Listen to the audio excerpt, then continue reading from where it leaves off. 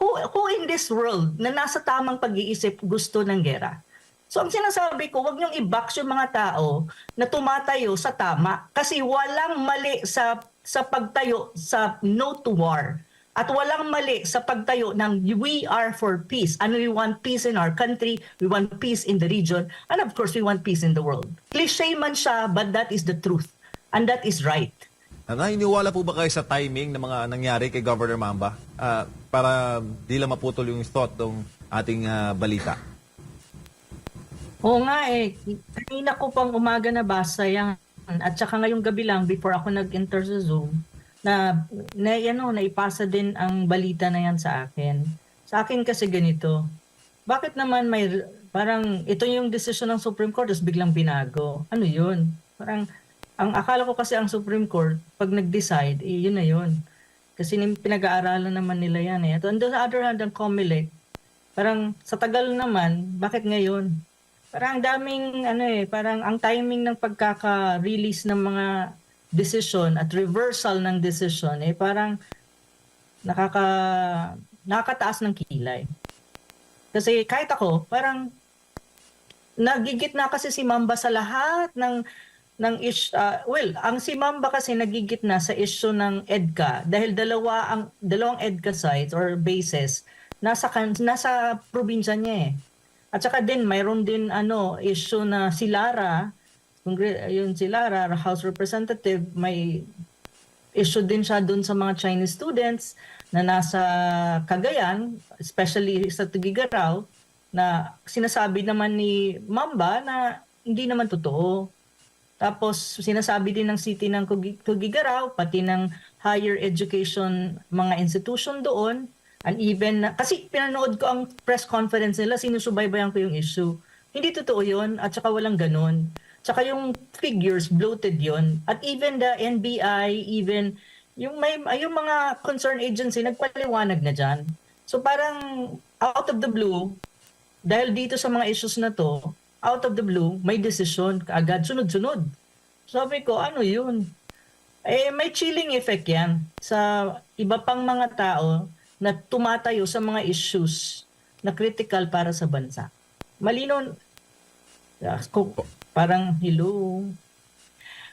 Sa akin, may Prof, sarili akong dito po sa opinion Davao dyan, City, pero hindi ko nagpasa po kasi... ng resolution ang kanila pong City Council at ang laman po ng resolusyon ay kontra po ang mga taga-Davao sa war policy na gawin po siyang pulisiya ng pamahalaan, especially concerning in geopolitics. Ano po masasabi po ninyo na kahit malayo po ang Davao sa mga EDCA site, nanguna po ang City Council ng syudad na ito para po magpasa ng reso para ipanawagan ng no to war sa national government? Oo, ako'y kinukongratulate ko po ang Davao City, no, at especially yung council ng Davao City na nag-issue sila ng resolution, at kung nakita ko rin yung photo nila, may t-shirt pa sila na no to war. Kasi silang kauna-unahang city or council, city council na tumatayo doon sa polisiya talaga na no to war. It's constitutional. Kasi yun naman talaga dapat tayuan. So ako po'y natutuwa at ako po'y kinukongratulate ko po kayo, at sana naman sundan ito ng iba pang mga city council sa across the country. Kasi ito na may nakakabuti at ito talaga dapat ang pulisiya ng ating bayan at ng current government. Pero parang taliwas ata ito sa sinusulong ng current government eh. So ako kanina talaga natuwa ako. I mean, sabi ko nga, ang Davao talaga ngayon ang tinatawag mong prime mover sa alam mo yon, sa pagtataguyod kung ano ang dapat at anong nararapat para sa bansang Pilipinas. Ang Davao yun eh. Ang Davao City specifically. Pero Prof, di ba concerning hindi naman nila kung layo sa EDCA sites, parang di ba? Anong paki namin? Davao kami, Hindi layo naman. namin Mindanao eh. Kung magkakaroon man ng hindi mga naman gulo, kasi kailangan tsak maging mauuna dyan sa norte. oo, For some, dyan sa Visayas area, kung saan yung mga EDCA sites. Pero alam mo yun, sa panayam namin kanina kay Consehal Tech, for ano ang gusto nila, as a nation, yung kanilang panawagan na kailan pa ba tayo mananawagan? Yung may gera na, ngayon, pwede pa nating i-avert at pwede pa nating pukawin o ibahin yung pananaw ng national government through concerted efforts ng mga mamamayan. Kaya nga yung sinasabi ko, hindi mo kailangan maging malapit sa EDCA sites o hindi mo kailangan maging malapit sa mga base militar ng ng Amerikano na naka-spread out, especially sa Luzon, Northern Luzon, para ka manawagan ng no to war. As early as now, na hindi pa nangyayari, panahon po ito para manawagan na wag. Kasi kapag nandyan na yan, wala ka nang magagawa. Ang magagawa mo na lang is tumakbo at tignan kung saan ka pwedeng pumasok para hindi ka tamaan ng shells galing sa mga missile whatsoever.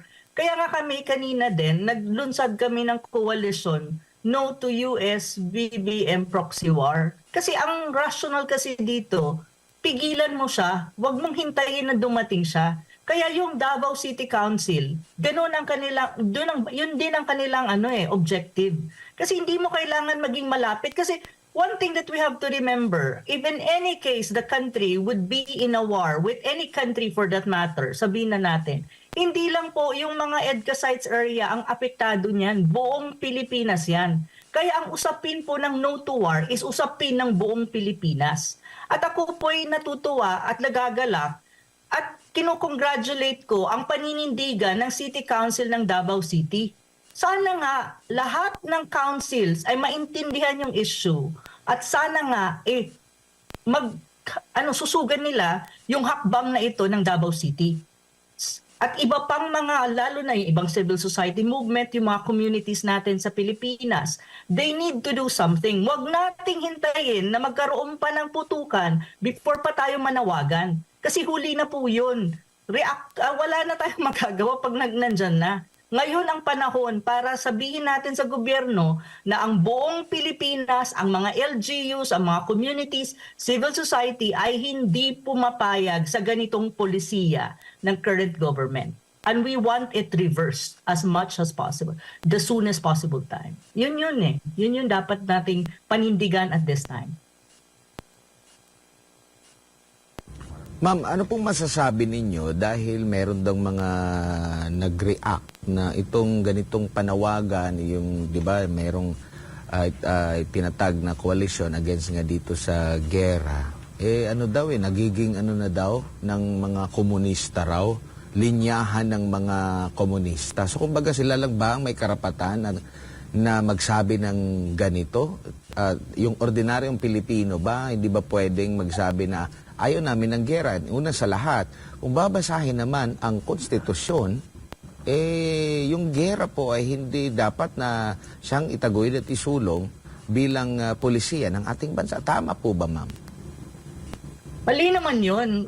Lahat na lang ba ng tao na, kumbaga, nagsasalita against sa gobyerno, ibabox nyo na either traitor ka, komunista ka, or what? You should not box. Kasi ang usapin po ay hindi, it cut across different ideology, it cut across different gender, different, kung anong status mo sa buhay, kung anong pinaniniwalaan mo. Kasi pinag-usapan natin is napupuntong gera na pinaplano ng Amerika against China. At ang ginagawang proxy ay ang Pilipinas. This issue cut across everything. And everyone in the country should be concerned. Hindi mo kailangan maging komunista, maging democratic or what para magsalita tungkol dito sa issue na to at manindigan na hindi dapat payagan yan. Isa pa, tama ka, nasa constitution yan at lahat tayo mga Pilipino may constitutional right to express our views about this issue. Yun nga yung mahirap binabox lahat na lang ng nagsasalita against government, ibabox mo, ipipaint mo into something para lang masabi, parang lang may masabi ka against that person or against this group. Hindi ho tama yun. Tignan nyo muna, before kayo mag-label, tignan nyo kung anong pinaglalaban, i-assess nyo at tignan nyo kung yan ay nakakabuti o nakakasama sa bansa. Pero as far as I'm concerned, when we say we want peace and we say we no to war, kahit balik-baliktarin mo ang mundo, it's good for the country, it's good for the world, and it's good for the region.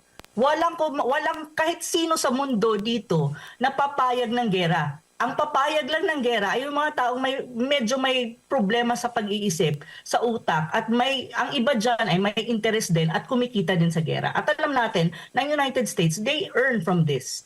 And they need war for them to, have big sales, yung kanilang industrial military complex, pag lulugmok ang kanilang ekonomiya, they need these things for them to, get more money, more sales, good for their economy. But yung nasa tamang pag-iisip, hindi mo to gusto kasi ito ay distraction ng casualty nito, casualty sa tao, casualty sa properties, casualty sa ekonomiya. Everything is just all about distraction.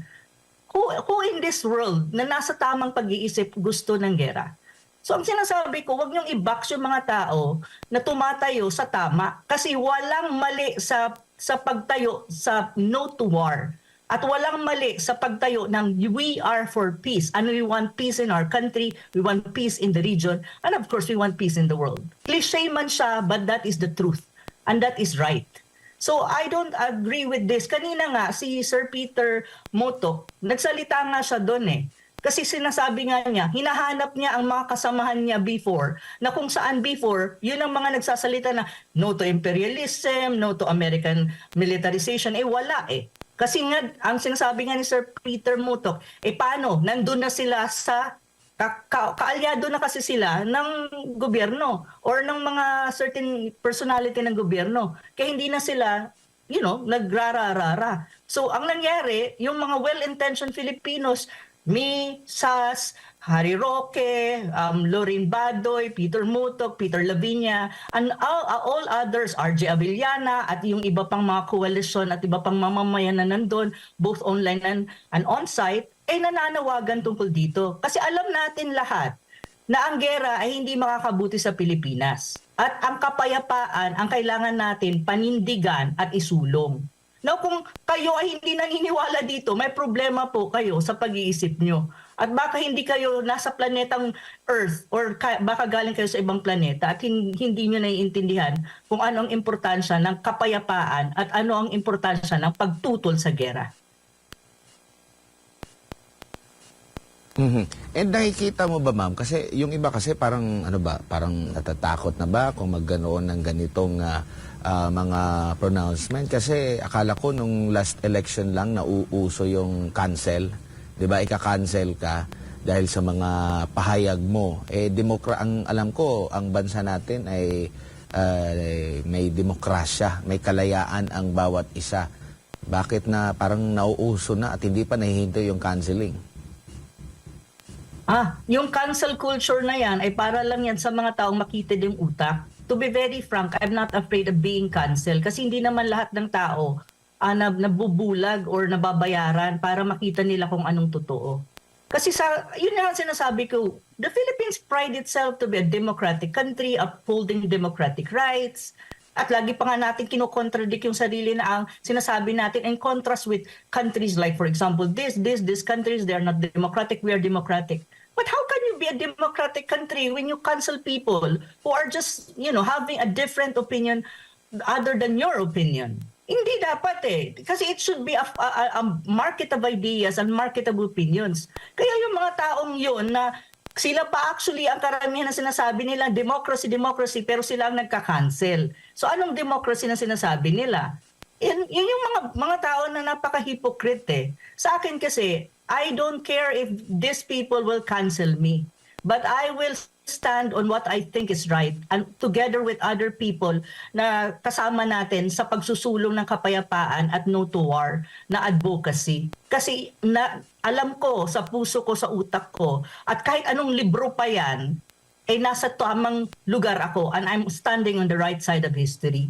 So, wala akong dyan, hindi ako natatakot sa mga taong nagka-cancel at naninira at inaatake ka personally because of your views and your opinions. No, I'm not afraid of this. I don't care about them because I know myself and I know that there are people like me standing on this kind of advocacy at kasama kayo dyan, SMNI. Kaya kami lumalakas din ang loob namin dahil may suporta din kami galing sa inyo. Maraming salamat for that. Pero paano kung ang gobyerno mismo yung nagka-cancel? Yun. Alam naman natin na nagka-cancel na. So, given na yon. Ang tanong na lang dito is how would you, play with the dynamics na meron? Kasi, paano hindi, gagawa talaga sila yun. Kasi ang ang tinatamaan kasi ng ganitong advocacy, sila din. So ang tanong ko lang sa kanila, siguro dapat isipin din nila kung bakit maraming tao na ngayon, hindi lang ako ito marami ito na mga tao na they're right now waking up and seeing the reality. Kung ano talaga ang nangyayari sa bansa nila at kung ano ang dapat gawin at kung ano ang dapat panindigan.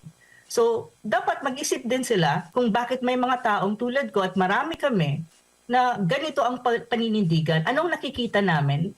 Baka kung mag-iisip sila, makikita nila kung anong dapat nilang baguhin at isaayos. Kasi may panahon naman para mag-ayos May panahon naman para baguhin ang dapat baguhin. Now, ang problema, kung blind sila and they're trying to be blind about these things and they're trying not to see this thing kahit na nasa harapan na nila, malaking problema yon. Kasi hindi nila mapipigilan ang puwersa ng mamamayan. Ang ano natin dito, habang ang mamamayan ay nakakakita na at nakikita nila ang nangyayari, may awakening na, may reflection na nangyayari, hindi nila mapipigilan ang puwersa ng mamamayan. That is something natural and that's something organic. Kaya ako, ang sa akin, I try to contribute humbly sa pagpapaliwanag sa mga issue na tingin ko ito yung dapat maintindihan ng ating mga kababayan.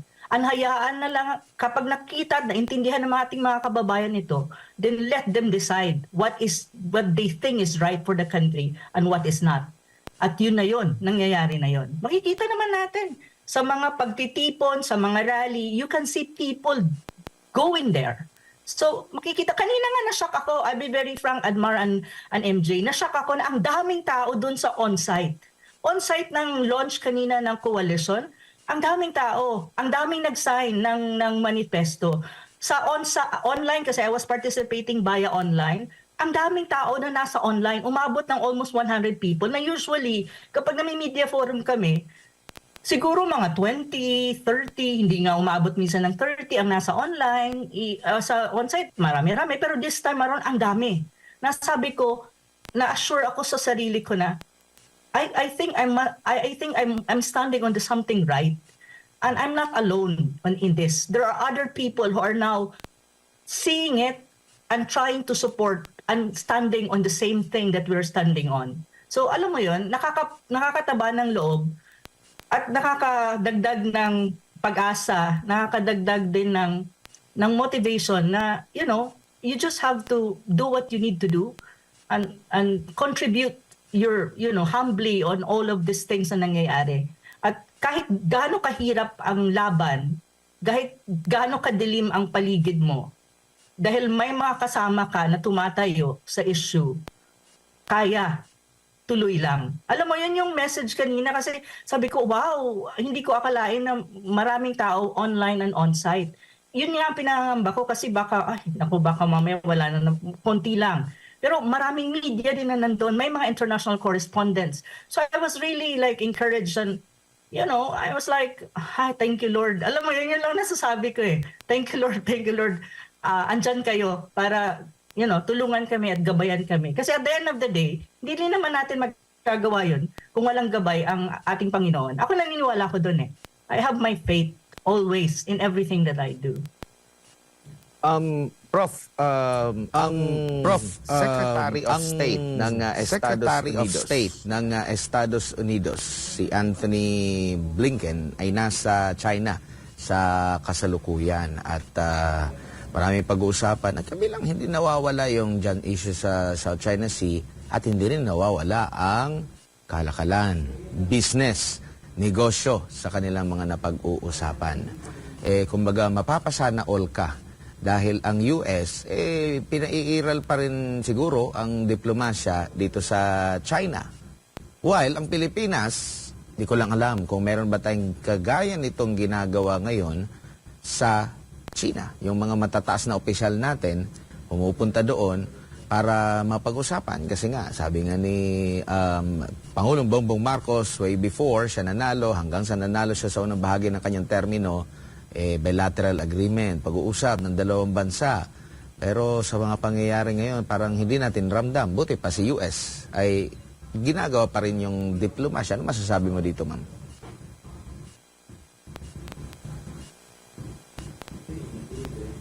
explain ko. Ang United States, at ang mga Amerikano, maraming delegation yan lagi sa Beijing, sa China. Ang dami. Every now and then, every other week or every 2 weeks, may delegation silang pinapadala.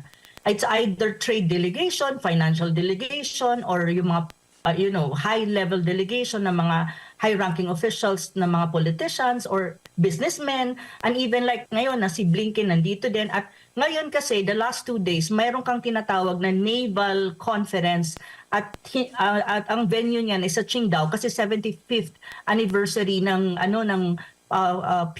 PLN, yung Navy ng China. So there's a big conference being attended by many countries across the world, yung naval officers ng maraming bansa kasama na yung United States. Part yun ng diplomasya. Part yan ng diplomacy eh. Pinag-uusapan yung mga issues na may kinalaman sa maritime dispute or territorial dispute na sa dagat. So may ganito. So ang United States nag-attend din actually at nagkaroon din ng siguro ng bilateral talks with the Chinese counterparts about sa mga issues na ganito. At hindi lang yan ang pinag-uusapan nila ha. Karamihan din about trade and economics and business. Kasi kailangan ng United States ang China eh.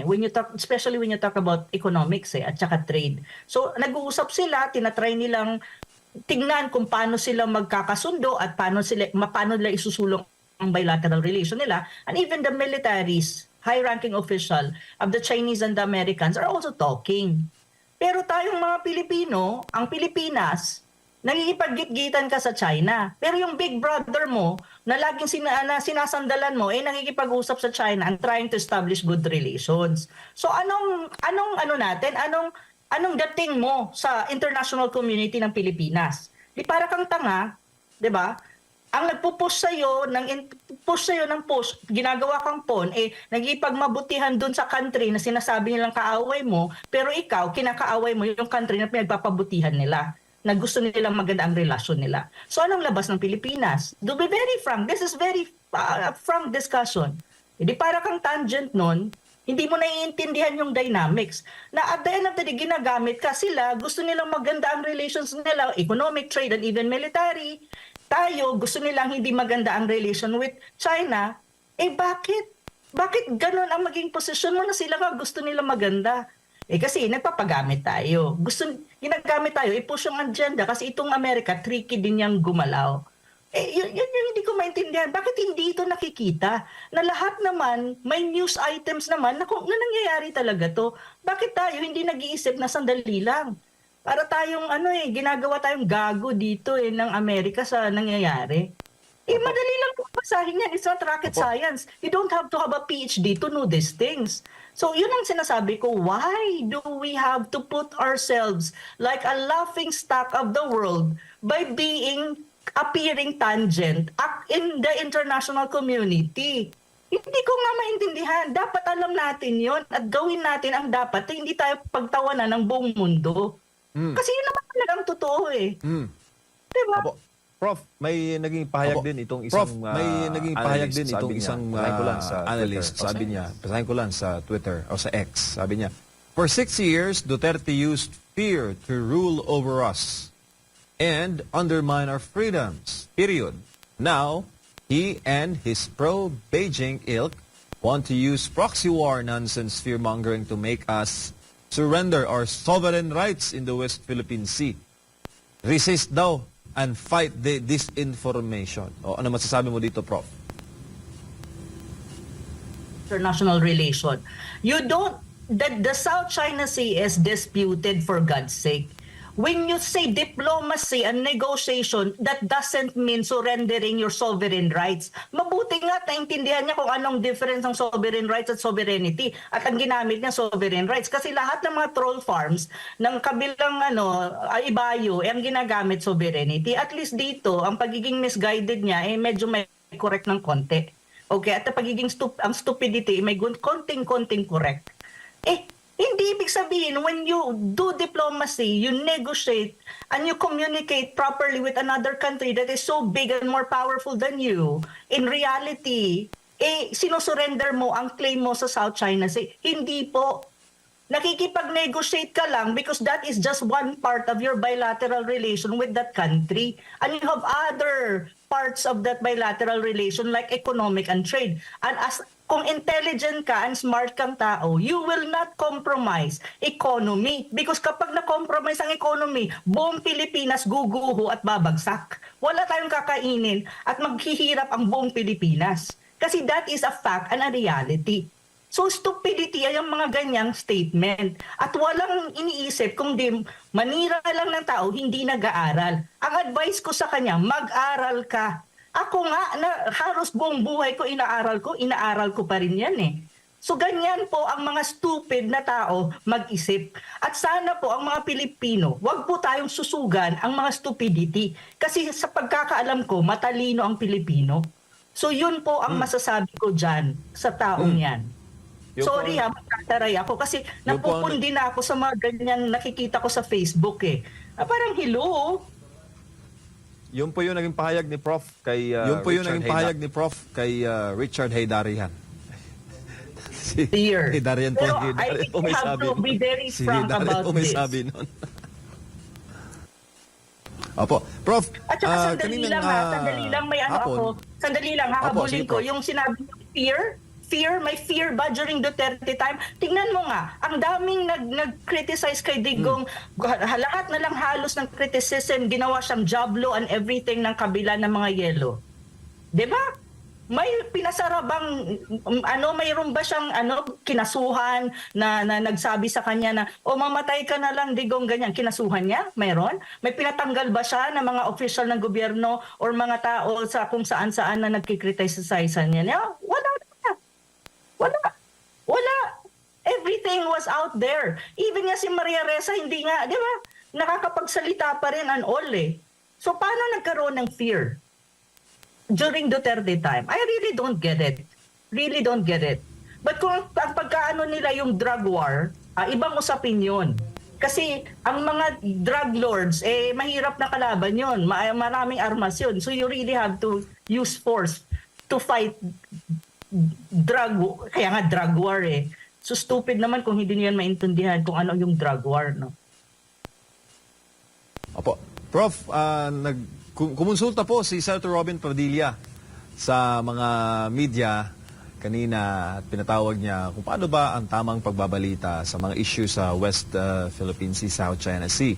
At nangako naman daw ang mga media na ibabalita ng tama ang mga issue sa pinagagawang teritoryo. And I quote, responsable, balanse, kumpleto ang mga balita hinggil sa mga update sa WPS. Ano pong masasabi niyo doon, Prof? Dahil dito talaga nagkakatalo ang mga stasyon sa pagpupursige o pagpupursu ng mga linyahan para ipaliwanag po ang iba't ibang naratiba sa mga pinagagawang teritoryo. Okay. Ako, ito muna qualify ko yung answer ko dyan, no? Kasi ganito, sa isang media entity kasi, may mga boss, yung mga nasa baba, yung reporters, yung anchors and all, they would also have their own opinion about certain issue and sometimes, kung anong inuutos ng mga nasa taas, hindi sila nag-agree. But at the end of the day kasi, they are employees and you have to follow kung anong dictates at anong sinasabi ng nasa taas. So sometimes kasi yun yung nakagapos din kasi ang ibang media friends natin eh. So sa akin kasi, pero ang ano lang naman dito is paninindigan na ang media, ang mga tao na nasa media industry, ma-columnista ka man, ma-reporter ka and all. Kasi lalo na yung mga reporter, no? At talagang kumbaga ang craft nila is dapat ang kanilang kumbaga ang kanilang trabaho talaga is mag-report.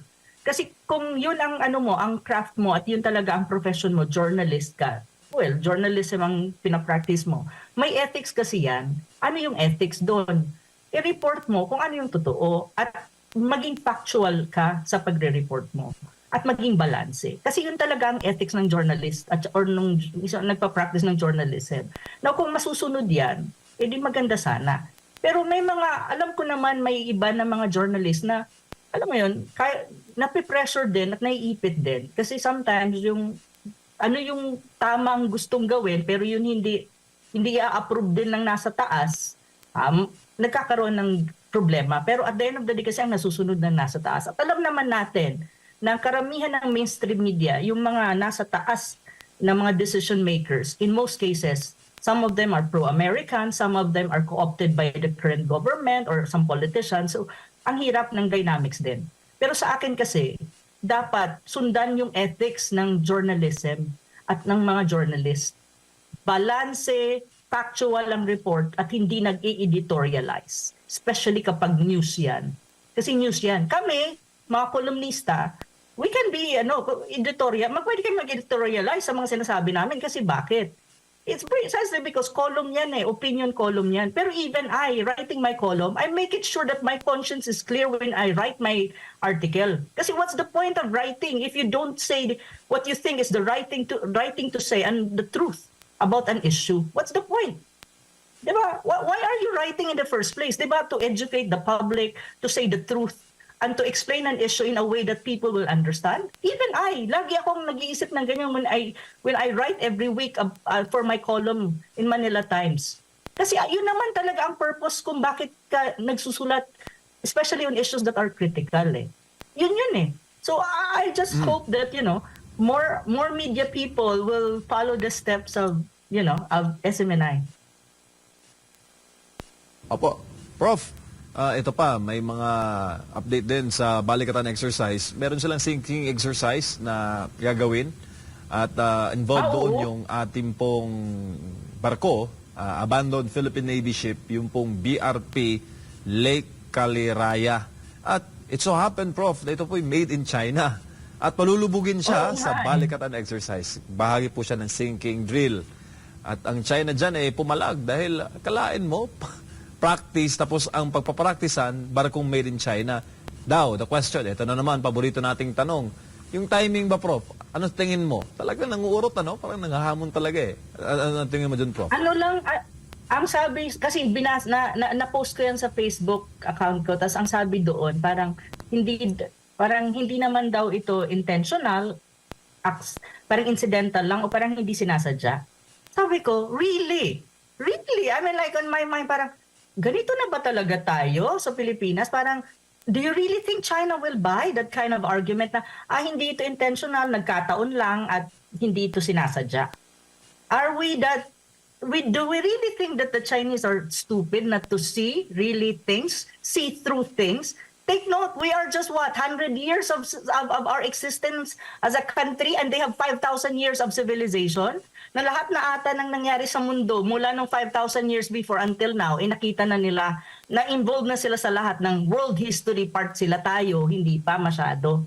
So do you really think they will not see through things about this na, hindi, akalain, lang yan, aksidente lang, or hindi incidental lang yan, hindi sinasadya, wala kaming ibig sabihin yan. Pero ang nakalagay doon, ang titirahin nila at ipapalubog nila na nakalagay doon enemy, na parang yan ang symbolic ng enemy na titirahin, papalubugin, ang barko na made in China. Do you really think the world will buy that kind of argument? Really? Come on, give me a break. You don't need a PhD for that. Everyone knows kung ano ibig sabihin nun. Okay? At ano ang gustong iparating na mensahe nun. Diyos ko Lord, please lang. Hindi lahat po ng tao sa mundo ay may utak at nag-iisip. Especially ang China. Prof, Sedmar ulit. Merong inaprobahan na ang Estados Unidos yung aid para sa Ukraine, sa Israel, and nabanggit din doon yung sa Taiwan. Ano sa tingin mo magiging implikasyon ito? Parang nawala. Yes, Prof. Yeah. Okay, ulitin ko lang yung tanong, Prof, ha?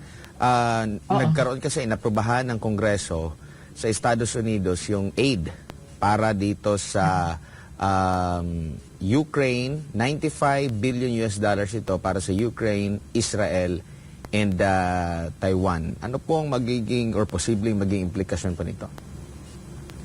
Ay nako, yan medyo delikado yan, hindi lang sa Pilipinas kundi sa buong mundo, no?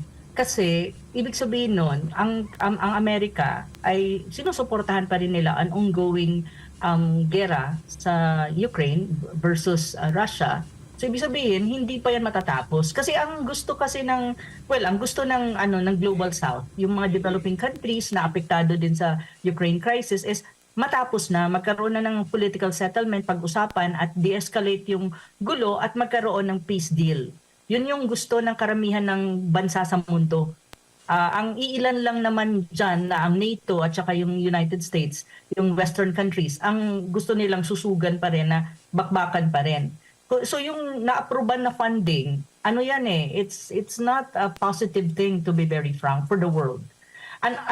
Isa pa dyan is yung Israel. So ibig sabihin, ang panawagan kasi ng karamihan ng bansa sa gulo sa Israel at saka Hamas na ngayon nai-involve ang ilang countries sa Middle East, especially Iran, is ceasefire. At saka, i-de-escalate talaga yung conflict kasi tumataas na ang human casualty sa part ng Palestinian and even on the part of Israel. So, malaki na ang casualty mo in terms of humanitarian casualty. So, yun ang panawagan na magkaroon ng ceasefire, i-de-escalate, tapos pag-usapan. Political settlement din kasi ang kailangan dyan sa Israel-Palestinian conflict. Pero kung ipupondohan mo ang Israel, edi parang sinabi na lang ng United States na go lang.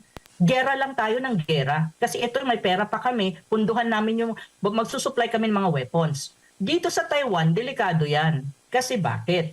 Ang Taiwan Strait is a flashpoint in the Asia-Pacific region. Kapag sinusugan mo na, sinabi mo, okay, ang United States magbibigay ng ganitong kalaking amount, especially in terms of weapons yan sa Taiwan, parang ini-encourage ng United States yung mga separatist elemento sa Taiwan na okay, now you have weapons.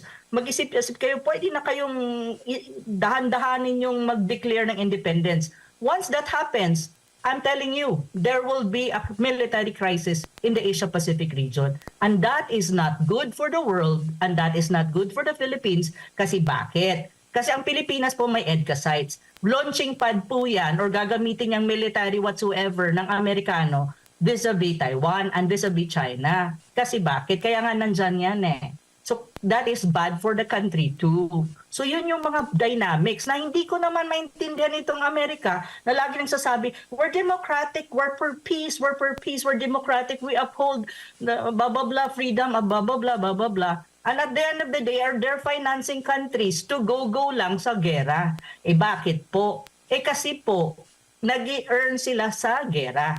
Kasi bakit? Yung mga binibigay, alam nyo, yung mga binibigay na pera na yan, na-approve ng Congress, ganito ang ibibigay sa Israel, ganito. Do you really think hindi binabawi ng ng United States? Hindi naman yan free Utang yan, babayaran yan pag natapos na ang gera.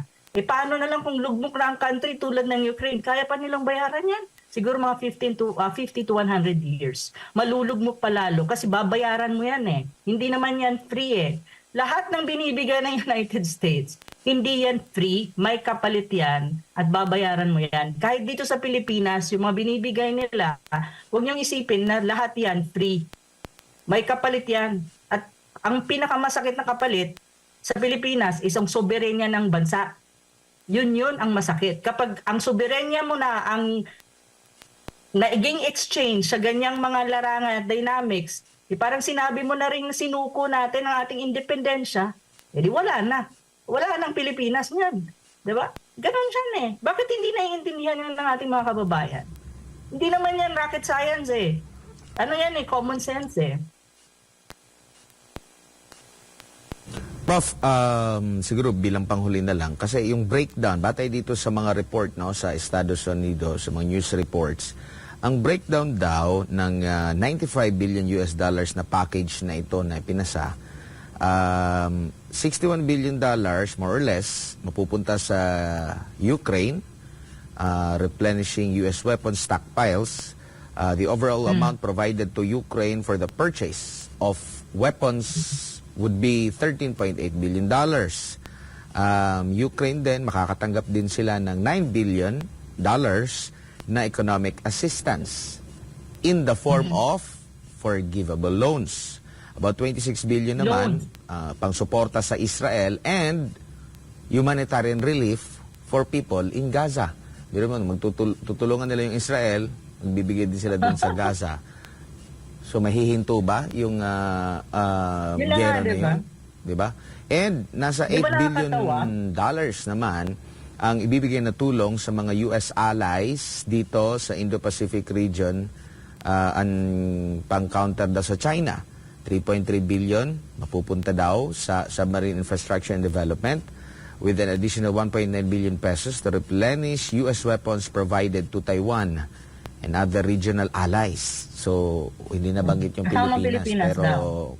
kasama siguro tayo sa regional allies, maaambunan ba siguro tayo ditong 8 billion? At saan mapupunta na naman? Sa armas na naman. Akala ko makakapagpamura na ito sa bigas. Ano masasabi mo dito sa breakdown? Based ito sa nakuha ko lang ito sa ABC News. Oo, ang breakdown niya, makita mo kung saan ang priority ng United States, 'di ba? Malaki ang binibigay nila kahit sa Ukraine, no? Kasi yun yung ano nila eh. Syempre, they're trying to weaken Russia as well. Kasi ang mahirap kasi diyan, to be very frank, hindi nila ano kasi yan eh, ang Russia is winning the war in Ukraine. That is really the real situation. So now, there are even countries in Europe na ayaw na nilang magbigay ng pera kasi wala rin naman nakapupuntahan at nananalo pa rin ang Russia at even then ang economy ng Russia is getting stronger. Akala kasi nila mag-weaken. So ngayon, ang pressure kasi kay namba-blackmail din kasi yan si Biden ni Zelensky. So kung makikita mo, priority na lang yung Ukraine kasi kailangan nila talaga ipakita na hindi sila mapapahiya, natalo na naman sila. Kasi imagine that, sa Afghanistan talo sila, sa Vietnam talo sila. Feeling ko matatalo din na naman sila sa Ukraine. We need to remember, Ukraine is a proxy war between Russia and the United States. Ang pawn dyan at ang proxy dyan, ang Ukraine. So yun. Priority nila. Then andyan ng Taiwan at dyan din ng Israel. Ngayon, ang ano dyan is mayroon silang pondong ilalaan sa Asia-Pacific region or Indo-Pacific na mga allies ng United States. At sino yung mga yon? Japan, the Philippines is included, South Korea, and even India, I think, is already, Australia, Asia-Pacific is ang pinag-uusapan. So kasama dyan. Pero ngayon, parang alam ko, ang Speaker of the House, nagpadala ng delegation sa United States trying to ask for some kind of assistance. At parang sinabi niya na mabibigyan daw ang Pilipinas ng ilang percentage dyan sa breakdown na yan or sa pera na yan. So ang tanong kasi dyan, ano ba ang ibibigay? Yung pera ba na yan ay para sa ikauunlad ng bansa dahil mapupunta yan sa agricultural development, magkapunta yan sa infrastructure development, mapupunta yan sa poverty alleviation program ng Pilipinas? Hindi eh. Armas yan eh. Weapon yan eh. Nabasa ko kasi yung niyan eh, yung parang batas. Kasi inapruban sa Kongreso yan eh. Weapons yan eh. Ang ibibigay sa iyo weapon, pero weapon pa rin yan. Kailangan ma-convertible into a weapon. Weapon pa rin yan kasi ang tanong ko, ano ba ang kailangan mo sa weapon? Sino bang pinaghahanda nating kaaway? Ang kaaway naman ng Pilipinas, insurgency eh. Local insurgency. Local, kaya ng ating AFP yan eh.